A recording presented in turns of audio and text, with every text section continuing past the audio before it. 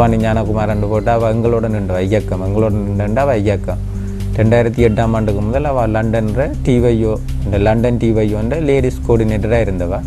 இப்போ அவள் இங்கே வந்து அவள் இங்கே வன்னிக்கு வந்தவள் 2008 ஸ்டார்டராக வந்திருக்கணும். வந்து ஒரு மாதம் பயிற்சி எடுத்தவா அவளுக்கு அந்த முதுகு ஒரு ஆக்சிடென்ட் ஒன்று லண்டன் ஆக்சிடென்ட் முதுகு எலும்பு டேமேஜ்ன்றதில் கார்ட் ட்ரைனிங் ஒன்றும் இல்லை ரைவல் ட்ரைனிங் எடுத்திருந்தவா. ரைவல் ஷூட் பண்ணதெல்லாம் தெரியும். ஷூட் பண்ணி இது சோதியா படையினா அவளுக்கு பதிவு இருந்தது. கஸ்டோனிட்ட லேடிஸ் குறைவுன்றதில் அங்கே எங்கள்கிட்ட இது இல்லை. ராதாவடைனே லேடிஸ் இல்லை. அப்போ சோதியாவுடைய பதிவு இருந்தது. நான் நினைக்கிறேன் சோதியாவுடைய 3rd இலக்கம் நான் இருந்த பார்க்கு இயக்கம் எல்லாருக்கும் அந்த பேரை பயன்படுத்தினோம்னா 3rd இலக்கம் மட்டும் தான் பயன்படுத்தேன். அப்போ சோதியாவுடைய 3rd இலக்கம் குப்பியும் குப்பி பாவிக்கிறவா. கஸ்டோனியாக்கள் வரி பாவிக்கிறதுக்கு தடை. வெளியில் போய் வேற ஒன்றுமெண்டா இப்போ போட்டு எதுவும் விடுபட்டால் பிரச்சனைன்றதில் வரி போடையிலவா. சிவில் ஜீன்ஸும் ஷர்ட்டும் போட்டு பெலிட் கட்டி இருந்திருக்கிறா. அவள் 2008 வந்து வந்தோன்னா முதல் அங்கே இருக்கல லண்டனுக்கு மட்டும் லேடிஸ் கோஆர்டினேட்டராக இருந்தவா. லண்டன் டிவைஓக்கு மட்டும். இப்போ இந்த இங்கே வந்து பயிற்சி எடுத்து தந்தோடனே டிரான்ஸ்லேஷன் அந்த வேலையிலோட எங்களோட முழு நாடுகளையும் உள்ள டிவைஓவுக்கு கோஆர்டினேட்டராக இருந்தவா. அதை அந்த சேம் டைமில் 2008 அந்த டைமில் வெளிநாட்டு மீடியா ஹவுஸ்ன்னு நாங்கள் ஒன்று குள்ளஞ்சிர வச்சுருந்தாங்க. அங்கேருந்து அந்த மீடியாக்களுக்கு செய்திகள் அனுப்புறது வீடியோக்கள் அனுப்புகிற அந்த வேலையிலையும் செய்து கொண்டிருந்தவ. அதுக்கப்புறம் வந்து டெட்டவாய்க்காலம் விடுபட்ட உடனே 2009 ஏப்ரல் மாதம் இதண்டோன்னு கொண்டே அவையில் அந்த வச்சுட்டு அவையில் நிற்கிறதுக்கு பேஸ் பிரச்சனையில் இதெல்லாம் வந்துட்டு நல்லா சோட்டாக வந்துட்டு எங்களோட இடம். அதோட கொண்டு சண்முகராஜா டாக்டரோட கஸ்டோனை ஜாயின் பண்ணி விட்டது. அந்த இயக்கம் சனம் எல்லாத்துக்கும் ட்ரீட்மெண்ட் செய்ய சொல்லி தானே. அப்போ 2009 நான் எங்கள் மே மாதம் 10ஆம் தேதி 15ஆம் தேதி மட்டும் அந்த வேலை செய்து கொண்டு வந்தேன். 15ஆம் தேதி கஸ்டோனை எல்லாரையும் கூப்பிட்டு வெளிநாட்டுக்குன்னு ஆமிட்ட போய் நீங்கள் உங்களோட வேலையில் செய்யுங்க எல்லாம் முடிஞ்சது. அவையில் வெளியில் தப்பி போகிற பிளான் இருந்தது. காட்டுக்குள்ளே போகிற பிளான் இருந்தது. For Channel 4, however, Vani Kumar was a volunteer helping out.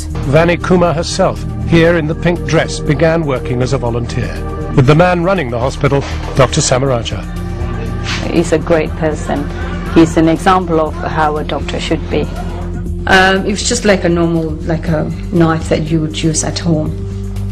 And he said, well, hold his mouth, someone hold his hand, someone hold the other leg, just gonna cut it off. And he's like, I looked at him and it's like, he's just gonna cut off a 6-year-old boy's leg without even giving any local anesthetic. How is it possible? Let's hear what the doctor has to say. மயக்கமருந்து கொடுக்காமல் வெட்டினதுன்றது அது அப்படி ஒரு சம்பவம் நடைபெறவில்லை. அதிகமான ஆட்களுக்கு நாங்கள் வந்து அதிகமான 100% மற்றது சிறிய சின்ன ரசிங்கள் அதை செய்திருப்போம். ஒரு ஆளுடைய காலை என்றால் நாங்கள் மயக்கமருந்து கொடுத்து தான் செய்திருப்போம். நீங்கள் இதை வந்து மற்ற வயிற்று ஆப்ரேஷன் செய்து நாங்கள் மயக்க மருந்து மசில் ரிலாக்ஸன் அதுக்குரிய மருந்துகளை கொடுத்து தான் நாங்கள் செய்கிறாங்க. இது நீங்கள் கப்பல் வந்த நோயாளர் காயமடைந்தவர்களை கேட்டால் தெரியும்.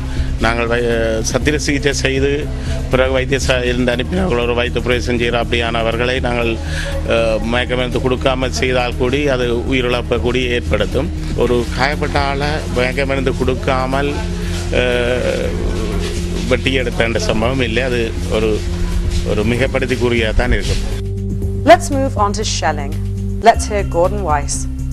By May 2009, there had been roughly 65 attacks on these medical points that were treating civilians. அது முற்றுமுழுதான பொய். நாங்கள் தை மாதத்துலேருந்து பார்க்கின்ற பொழுது கூடி எங்களுக்கு வள்ளிமரம் வைத்தியசாலை புதுக்குடிப்பு வைத்தியசாலை ஒரு தடம் வள்ளிமரம் வைத்தியசாலை எங்கள் வைத்தியசாலைக்கு அருகாமையில் விழுந்திருந்தது. அதை விட முள்ளியாகல் மேற்கிலே ஒரு தடவை விழுந்திருந்தது வைத்தியசாலைக்கு வாசல் பகுதி. அதே மாதிரி முள்ளியாகல் கிழக்கிலேயும் ஒரு தடவை விழுந்திருந்தது. ஆனால் அதுவும் ஒரு கரையாத்தான் விழுந்திருந்தது. Well, 65 shells didn't drop. How about the GPS coordinates he talks of? The attacks on these medical spaces seem to be so consistent that the Tamil government doctors requested the ICRC to stop providing the coordinates to the government. The ICRC வந்து fix அடித்து இந்த வைத்தியசாலையை உறுதிப்படுத்த உறுதிப்படுத்ததை மற்ற தமிழ் டாக்டர்கள் மறுத்தார்கள் என்று சொல்வதை நான் அதை முற்றுமுழுதாக மறுக்கிறேன்.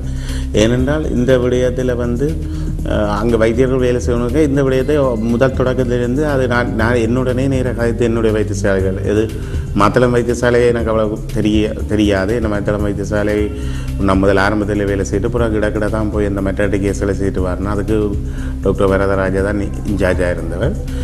ஆனால்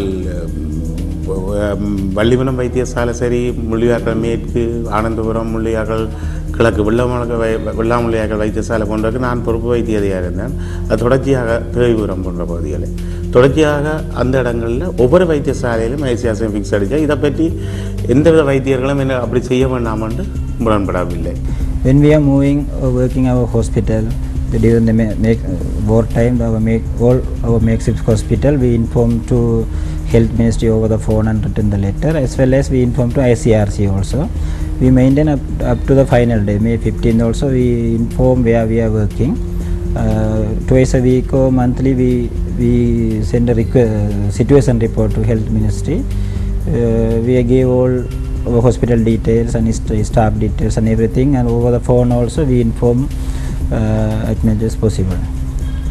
Despite the LTTE propaganda machinations propagating accusations of shelling of medical centres, in reality only one such occurrence was actually reported during the entirety of the conflict. This was in Puthukudiyaruppu Hospital in February 2009. Yet Gordon Weiss is intent on pushing the LTTE lie. Perhaps Gordon Weiss is not lying. Maybe he was misled, just as he was misled about the civilian deaths. Either way, Gordon Weiss's reliable sources on the ground seem to have failed to mention that the LTTE deliberately moved command centres and artillery guns into hospital premises and no-fire zones. In Puthukudiyaruppu Government Hospital, 2 cells fell within the premises of government hospitals, but at the time ICRC also there. But ICRC also confirmed. I spoke to one ICRC officer. He said LTT had a commanding center for their military operation very close to within the 100 meter within 100 meter from the hospital, and they mounted a gun, anti-aircraft gun, very close to the government hospital, and they used another vehicle which had a big gun, and they parked the vehicle near the junction very close to the government hospital, and on and off moved the vehicle to fire against the military. So they used the area which was closest to the government hospital for their military activity. Channel 4 correctly talks of the obligations of the state, not just to provide medicine, but also food, water and other essentials. Military forces have an absolute obligation to ensure that the civilian population is not starved. In other words, they should have access to food, they should have access to drink, they should have access to medicine. Amnesty International is absolutely spot on.